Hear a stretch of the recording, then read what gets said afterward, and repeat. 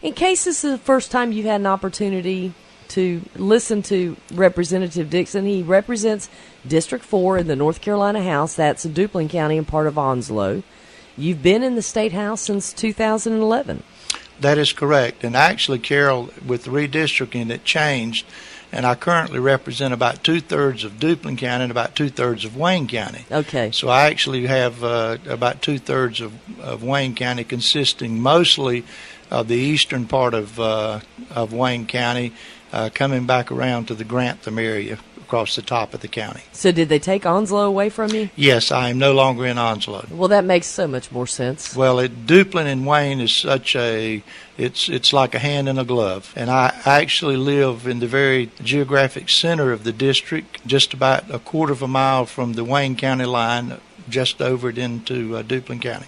And you grew up, well, you were born, I love this, in Friendship, North Carolina. Friendship, North Carolina. Went to Friendship United Methodist Church every Sunday until I got my driver's license, and then I don't know what happened. And you went to James Keenan High School, played football, and went to Wake Forest University on a football scholarship. That is correct. I was fortunate enough to be on the 1960 James Keenan team that won state championship. We played NCSD, the School for the Deaf, in Morganton, and won that game, and was fortunate enough to get a scholarship to Wake Forest University during the Brian Piccolo era. You knew Brian Piccolo? I knew Brian Piccolo. He was a great guy. There's a little history on Mr. Dixon for you, and now we're going to move forward to big news today besides the filing is the fact that the McCrory administration, the legislators, everybody's teaming up now for a great education plan, and that's going to be revealed today. That is correct. This has been a cooperative effort that has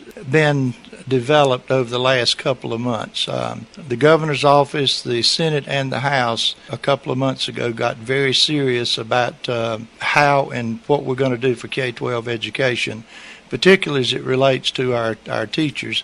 And I can tell you it's been a collaborative effort between all three, and it's going to culminate today with an announcement by the governor and Speaker Tillis and President Pro Tem Berger at Ragsdale High School. And we think it's going to be very exciting for the teachers and for K-12 education across the state. Well, I looked at what the minimum teacher pay will be and how it will grow and what that total cost is. So the hard work for all of you to fit that into the budget and make sure that those funds are available. It's not an easy task, Carol, because the education funding is one of the big budget items that we have. We have a tremendous number of teachers. It's not easy to manage a $21 billion budget, particularly when we've gone through the greatest recession that we've experienced in a long time. And so if there was only one squeaking wheel, it wouldn't be too difficult. But everybody, I think, is familiar with the Medicaid situation and how disastrous that's been. And when you have a $500 million surprise that you have to take care of, it limits what you can do. But we're bound and determined that we're going to make certain corrections in K-12 education. And you have to start by prioritizing. We can't fix it in one budget session. It's going to take more. So we looked at where the most critical needs were and where we were most deficient, and I think universally everybody agrees that starting salary and the salaries for teachers in year 1 through 5 was where we were so critically deficient. And the announcement today will put those teachers at a minimum of $33,000 and up to $35,000 next year. And that's a very good beginning. And I want to emphasize the word beginning. Our veteran teachers and many other issues in K-12 education, we are going to give some additional raise to those. And I might add also, there is going to be some consideration for raises with other state employees. And so this is an ambitious thing for us to undertake, but I think we're going to be successful. It's very ambitious, and it just, to me, it lends itself to the fact that, without a doubt, for the past year, North Carolina has truly been run like a business. The legislators are up there and they're saying, okay, we've got a lot of work ahead of us and we're going to get it done. And there's not been, an enormous amount of infighting. It's hard work, heads down, let's get it done. Everything about the state's being run like you would run your very own business. Well, we have made some improvements. We've made some mistakes. We're actually in the process of learning how to govern. That's important. We've had a few self-inflicted, unforced errors between the governor, the Senate, and the House. That's to be expected. But in general, many of us have looked at this as a marathon and not a sprint. Right. And if anybody thinks I'm saying that we need to slow down, take a look at how fast they're running marathons now.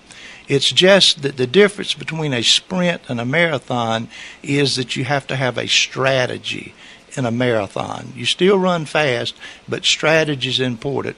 Some people would like us to sprint to certain issues, and there's just no way to sprint to a solution that has occurred over the last 100 years. We're trying to correct, in our estimation, issues that have developed over the last 100 years, and you're not going to do that in 100 days. And speaking of some of those issues, Reverend William Barber has been very outspoken, and he had over 80,000 people is the estimate for the Moral March on Raleigh this past weekend on Saturday. And one of the biggest issues that they have is the voter ID law, which they're calling it regressive. Yet, interestingly enough, for the do's and don'ts for marchers this past weekend, they were required by their own handwriting or own printing that they had to carry an ID, be it a driver's license, a passport, or some other valid photo ID.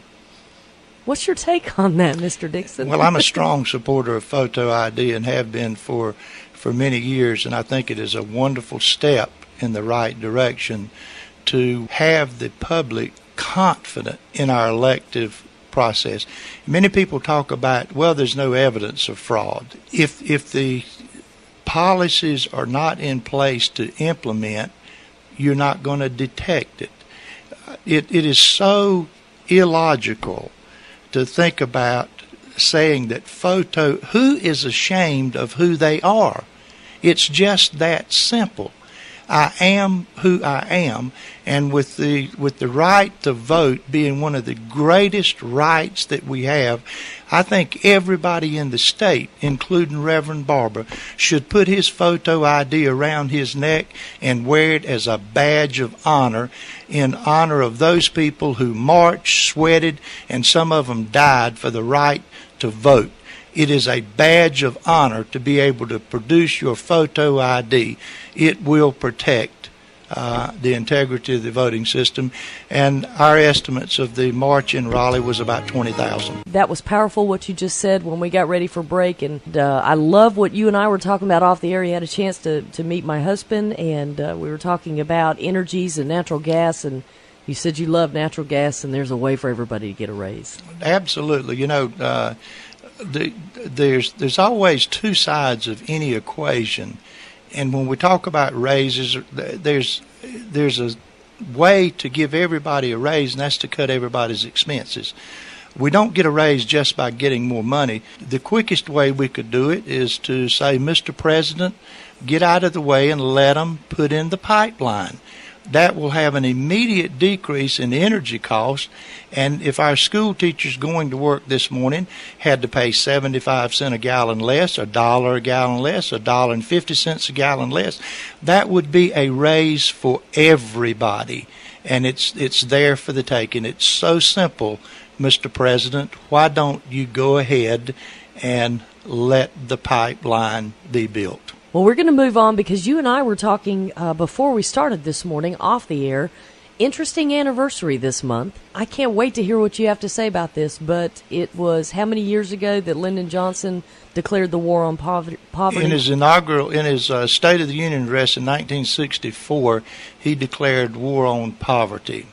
And just like any war, it's not been pretty. It has been costly. And there have been casualties. It is interesting the way some people try to fight the war on poverty. I think that the biggest casualty on the war on poverty is the disintegration of how we support and maintain the family. Thriving families are the best way to fight the war on poverty. We have now 24% of sixth graders in the United States of America who live in poverty. We have children having children. We have 72% of our beautiful, wonderful, precious African American children being born out of wedlock. That is a staggering figure. And my belief is that in the war on poverty, when we've tried to take paper money and incentivize families to stay at home, not seek a job and not work, and then bring up another generation of children willing to go to the post office to get their check and incentivize people to not work but be dependent, is a great, great travesty. What's the answer? And the other populations, the other demographics are not a whole lot better.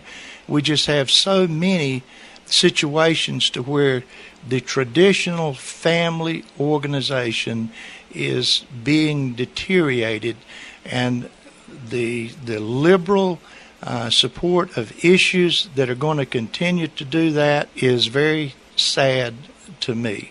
Strong families of faith are the best way to fight the war on poverty. And we have made miserable failures. Look at the number of people that's on food stamps. It's just regressive. That's regressive, is to continue to have people dependent rather than to have them. The only golden key to unlock the door to prosperity is education. And the folks that hold that key more than anybody else is the classroom teachers. We have to begin remediating kids, not in the third grade or the fourth grade or the fifth grade. So many of our kids coming into public education now have to be remediated the first day they get to school, to remediate them from the horrible conditions that comes from the homes that they're sent to school from. And our teachers now have to be doctors, nurses, policemen, caretakers, everything you can think of, paper shufflers. Our teachers don't have an opportunity to teach, and now with the absolute ridiculous idea of assessing, I heard one teacher say it best, they want us to weigh the pig every day. When are we going to feed him? If we weigh him every day and don't feed him, he's not going to gain any weight. And so that's the way I think we overcome poverty, is by education. Wow. I said that this interview was powerful. I just had no idea to what degree. And the numbers are startling. The problem is, and I agree with you, when prior to Sheriff Kerry Winders passing away, he was on our show on January 15th, and he said that one of the biggest problems is that families don't sit down together and have a meal, and they don't communicate. And the previous generations, including mine, everybody sat down at the table at 5:30, and you ate together and you communicated. And so you're right, that's disintegrating. Absolutely. And Sheriff Winders and I have had several different conversations, and we had one conversation about whether or not we were going to be able to get the facility that the state is going to abandon. And I think that we are going to be able to get that. But in that conversation, we talked about this, and just think about this. Church leaders are not only sanctioned, but encouraged to come to the prisons and pray with and read the Bible with prisoners. But let those same ministers try to go to the schools to pray with and teach from the Bible, and all hell breaks loose. That seems to be out of balance. You can take the Bible and teach it in our prisons, but you can't do it in our classrooms. There's something awfully backwards about that. There is something very backwards about that, but we'll end on a positive note. We've got about a minute left. Let me say that I personally am glad to know that you are filing today. Thank you for your service and pushing these agendas that take us back to what this country was founded on. Well, it's been a joy for me to be here, Carol, and the next time that I come back, I want to focus on the greatest asset that we have in North Carolina, and that's our farmers and our agricultural community. We want to talk about food freedom and small business. Farmers don't cast the most votes anymore, but I'll tell you one thing that we do. We feed everybody that does vote, and the people need to pay attention to that.